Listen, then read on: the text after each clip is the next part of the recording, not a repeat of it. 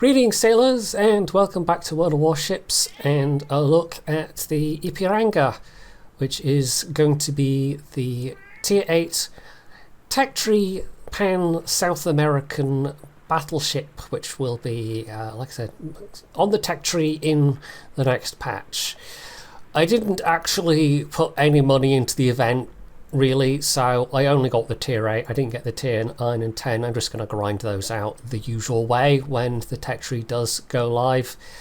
The tier 8 though, at least, it's kind of a fun ship to play. It's not really that much like the Atlantico. I mean, they both have got secondaries as a focus, and the whole line does have secondaries as a focus. But the nature of the ship is somewhat different. So, Atlantico, to refresh your memory, it has British 15-inch main battery guns. It's got a fairly old-fashioned turret layout, all things considered. It only fires AP shells, but it makes up for it by having these whopping 9.2-inch secondary, like basically British high-tier heavy cruiser broadside alongside its main battery.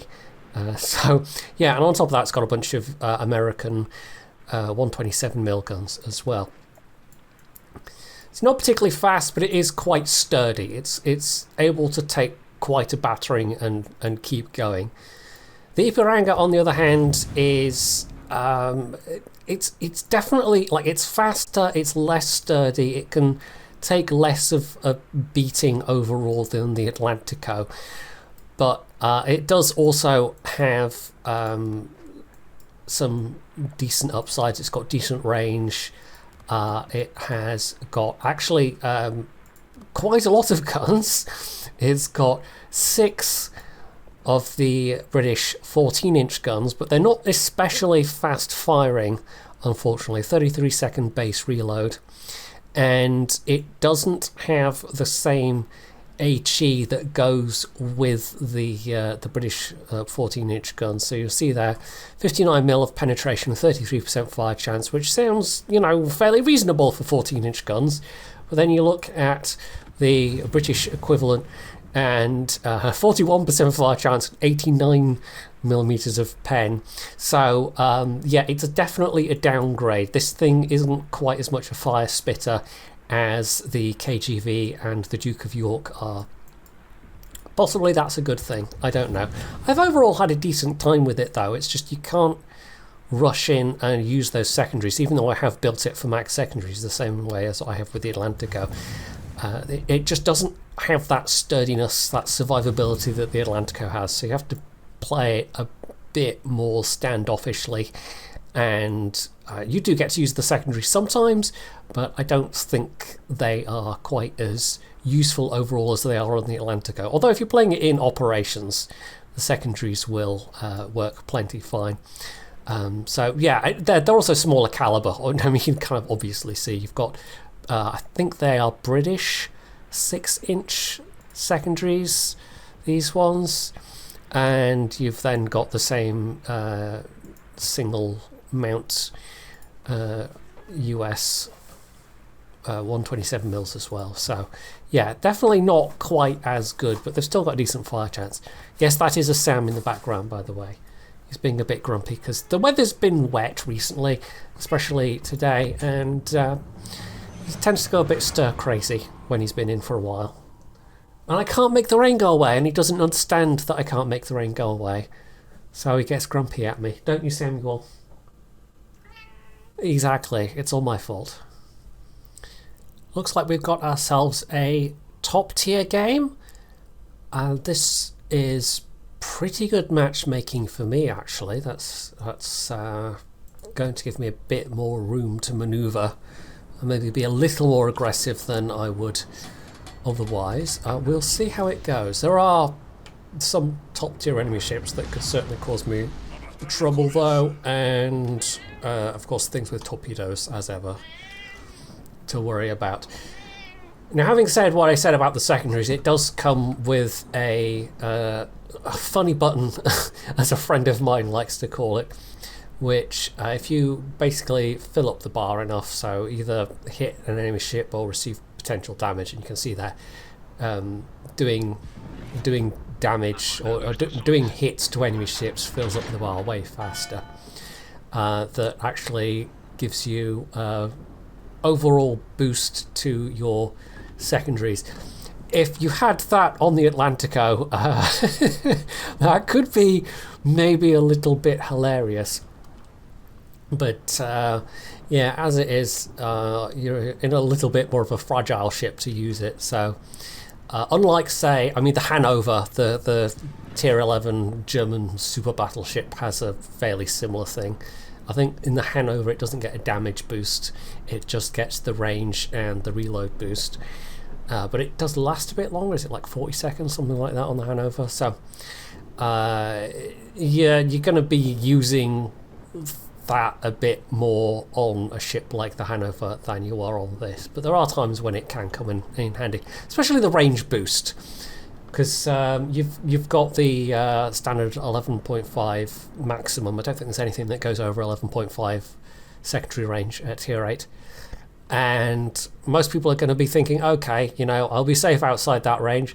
That's a submarine torp, isn't it? And then you press the button and suddenly they're not safe at all. Right, let's guess where that sub might be. And there's the Akatsuki actually in range. And I've actually turned enough. Woo! I'm going to actually much a little bit of shell damage, but I got some damage on that sneaky little submarine there as well. Oh, I should be careful here I don't run myself aground, that would be rather bad. Is that Auckland smoking up? Next you're better off with some HE there, I'm not entirely sure. Samuel, you're going to have to move. Yes, you're going to have to move. You're right in the way. That was not a happy meow. That was a how dare you touch me, filthy peasant sort of meow. No, he's turning for that. Never mind. There's Akatsuki torps. Take one of those, I think. Well, that could be worse, but it's not great.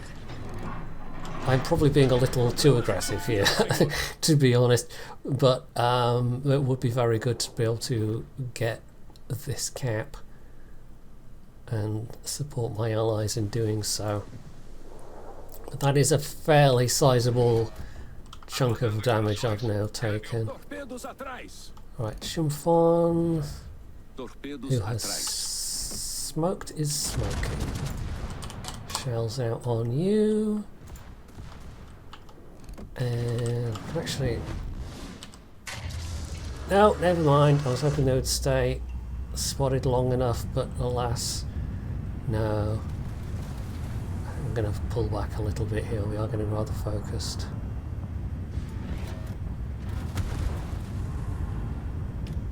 I could do with the extra heal on this, as you can see. It's a slight downside of having put everything into secondaries. Nope, things getting spotted just in time to disappear, but never mind. I've had some decent rounds with this so far, nothing spectacular, but it has, in just the couple of games I've played in it, come across as being just a really decently solid ship overall.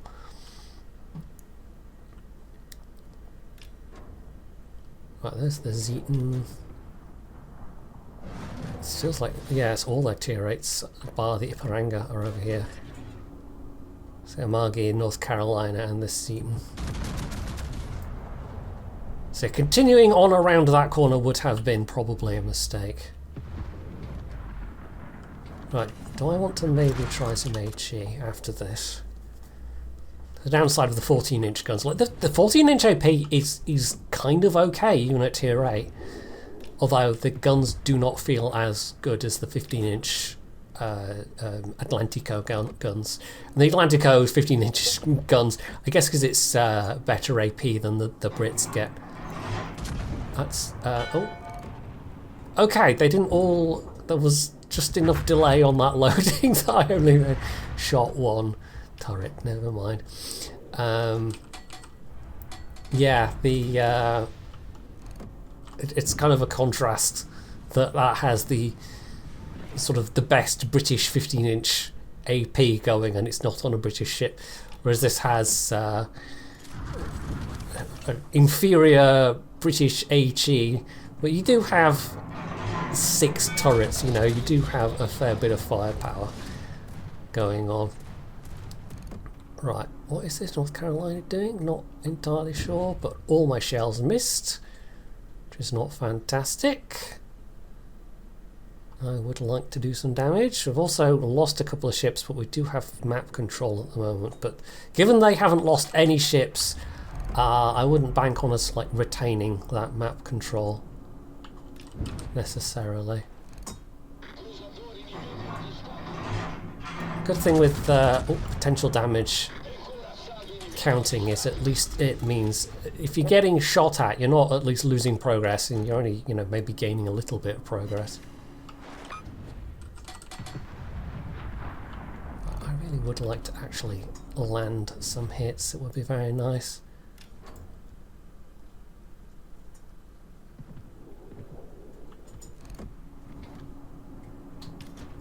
So we're a little outnumbered at this cap at this point. We are at least keeping them off the cap for the time being. I'm hoping these two, like the Bismarck and the Tirpitz versus the enemy Ipiranga, can take them down. And they've only got cruisers up there, it looks like. Well, having said that, there is a destroyer. No, yes? Is there a destroyer unaccounted for? There's the Akatsuki. Where's the Fubuki? The Fubuki might actually be up north as well. Don't quite know. Don't think they have been spotted yet, so the Fubuki might be at the sea cap. Right, let's see if we can get shots on somebody.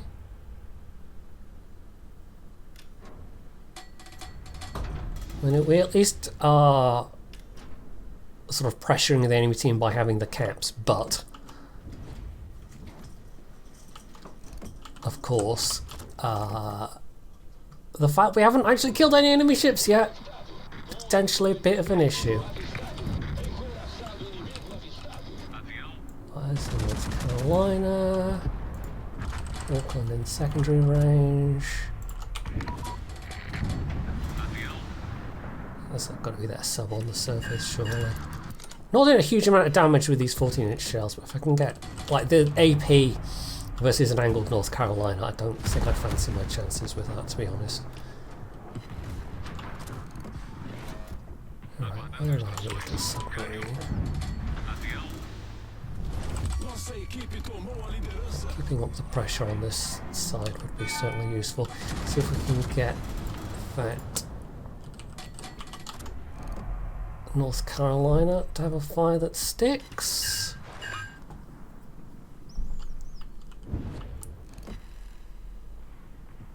About to get our just completely guesstimating. Let's block it right on top of the signal. It looks like they're trying to like fire into the smoke or something. Keep focusing that North Carolina. Nice, got the submarine. Excellent, that was what was capping. Keep an eye on that Amagi. Might as well use that to its advantage. To its advantage, to my advantage, use that while it's in range. I've actually got things to pew pew at. Okay, we're not going to get topped by Chenofon. There might be Zeton torps to be wary of. I have the most amount of forward firepower there. Oh, hello. There's the Zeton. Let's go for it. Amagi, where are you? Just given the fact that, like, I don't... Okay, there we go. I don't want to necessarily get like totally stuck in, but at this point it's like, okay, we kind of need to defend the caps, and we're now just getting such a nice advantage with the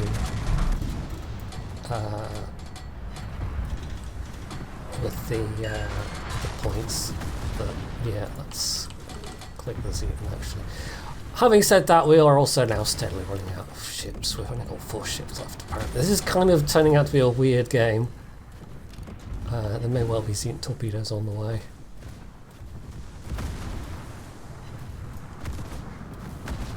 Margie is looking not very healthy though. Gonna get the shots off. Maybe.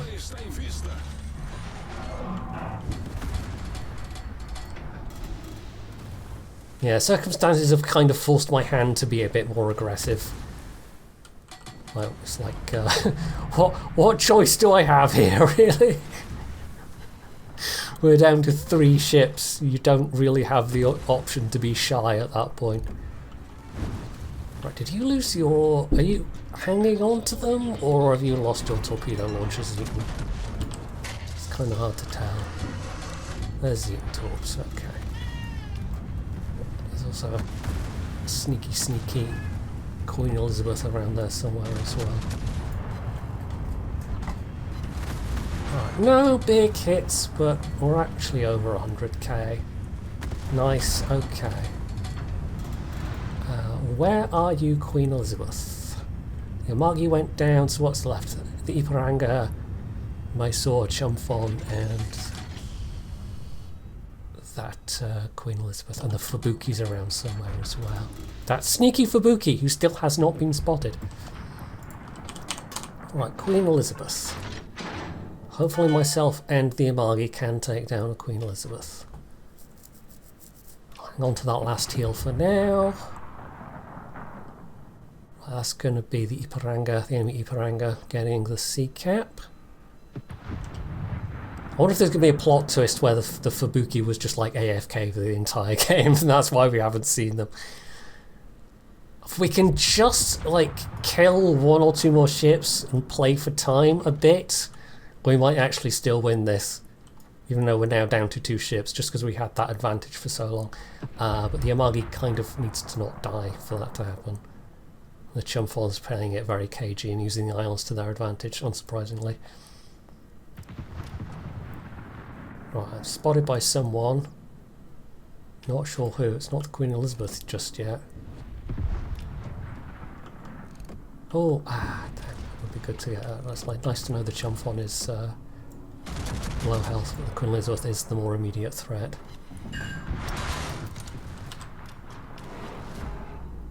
And you are smoking up. Okay, can't do much about that.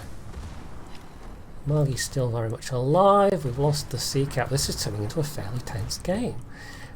I mean, if these whack me in a broadside, you know, these Queen Elizabeth guns could hurt me quite a lot, but I'm hoping I'm sufficiently angled. But the Chumphon is still obviously an issue as well.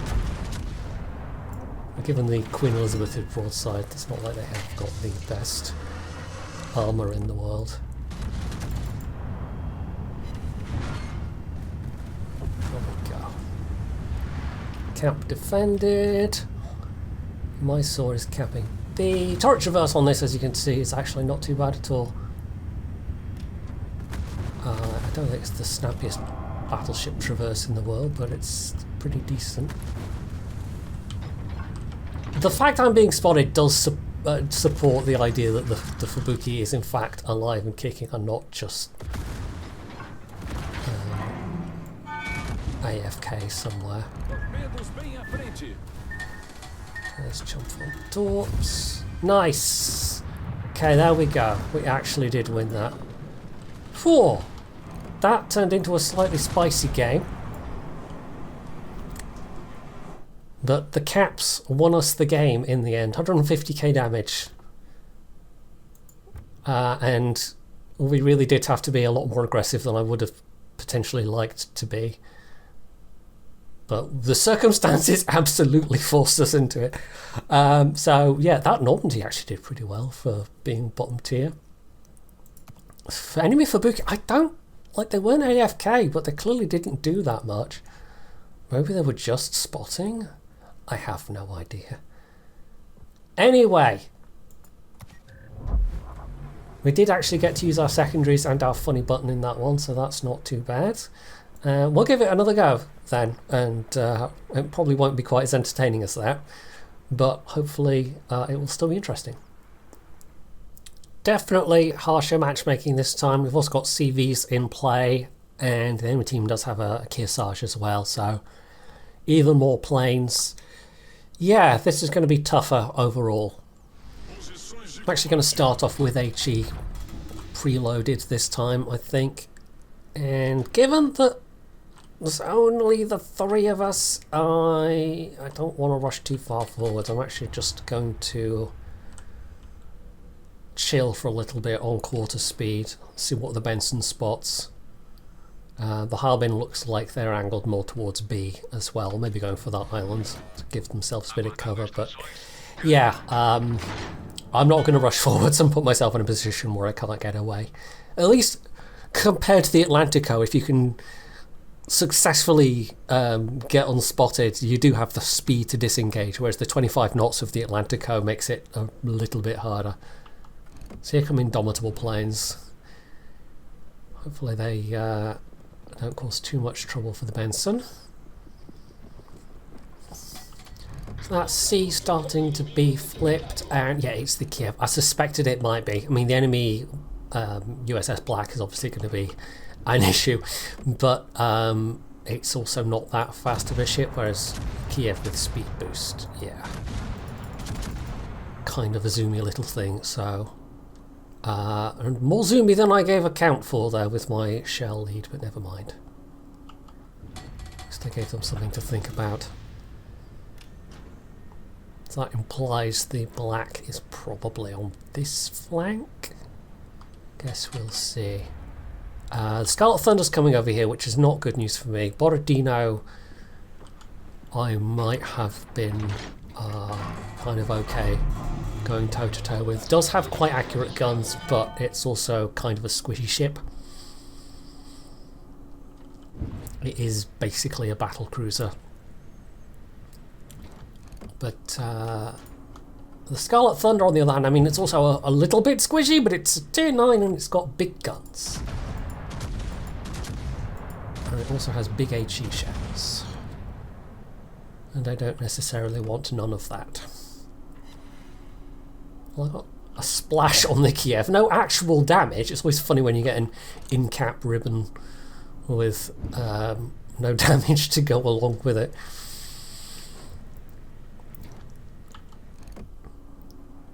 Might have forced them to use DCP, or it might not. I guess we'll see.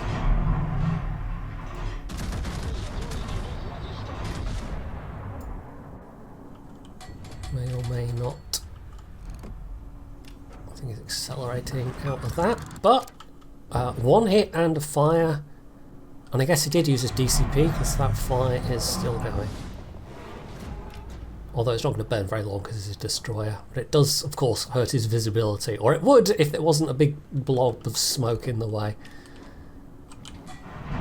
Borodino, of course, does have a radar,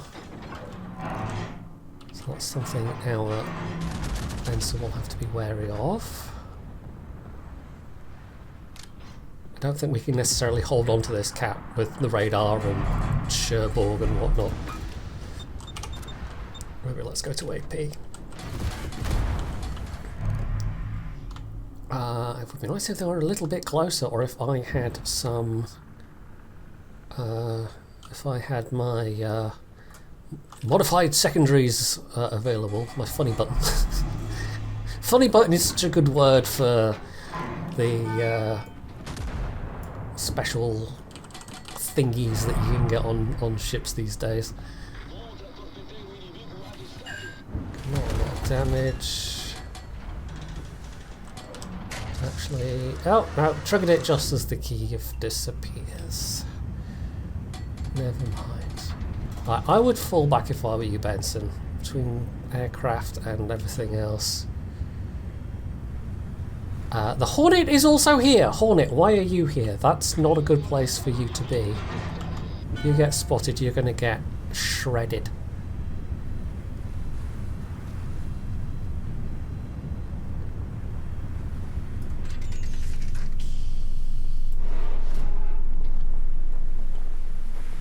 Yeah, I don't think the Benson's going to last.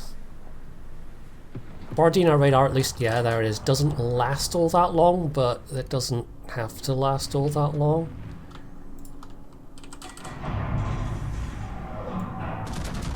I am kind of not liking how this is looking overall. The Borodino's also a little bit worryingly close. I know how good that thing's guns can be, even if it has only got the 2 forward main turrets.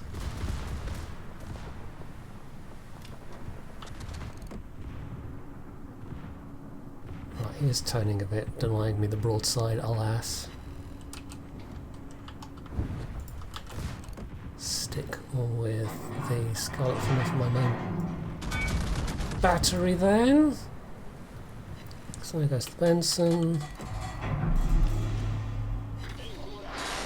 And maybe back to HE actually.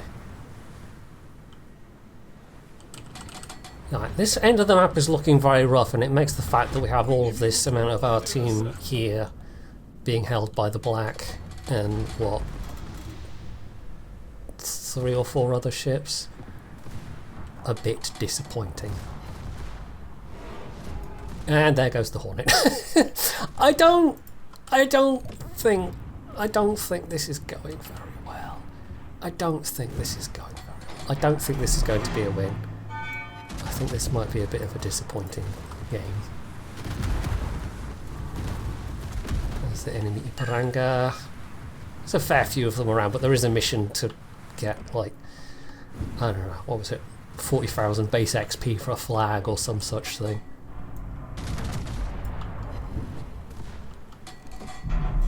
The fact I am basically broadside to that enemy Ipiranga means I'm going to have to switch a bit here. Yeah, we are. It's kind of the opposite problem. In fact, we're not even the opposite problem. We're not even out killing the enemy team like the enemy team was out killing us in the last one. This is not really the opposite problem at all, is it? They've got the caps and they are out killing us, so yeah. Sometimes you are the fly swatter and sometimes you are the fly, as I've had comments put it in the past. Oof. This time we were the fly rather than the fly swatter. Yeah, oh well. Can I really get my green 2 turrets on as well? Hello, planes. Can't even really do much about those. See, you don't... Oh, ow. You don't necessarily have the... Like, once you're under concentrated fire like this, the armour is not bad, survivability is, like, it's not bad, but there are certainly much sturdier ships, and it does make using those secondaries much more situational than, say, German battleships.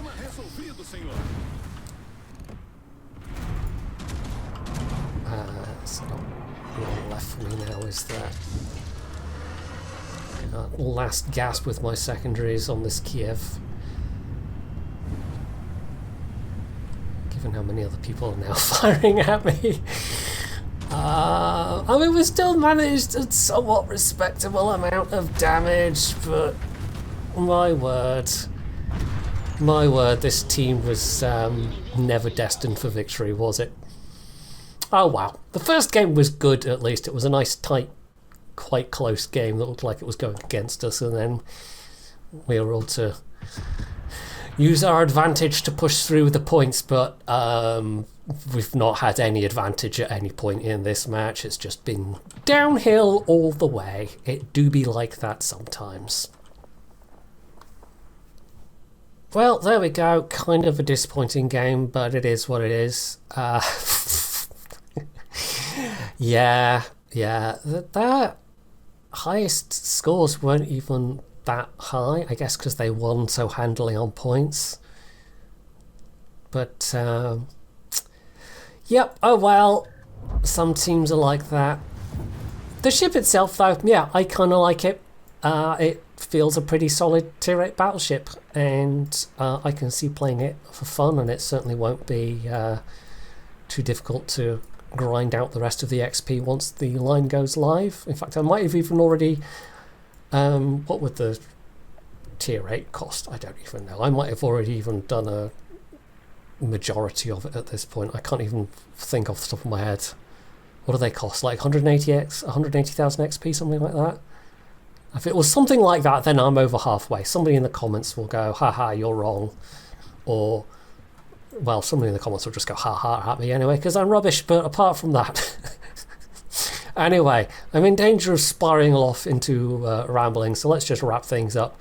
Hopefully you enjoyed this, and if you did, you can do all the usual things down underneath the video. And of course, as always, stay tuned for more.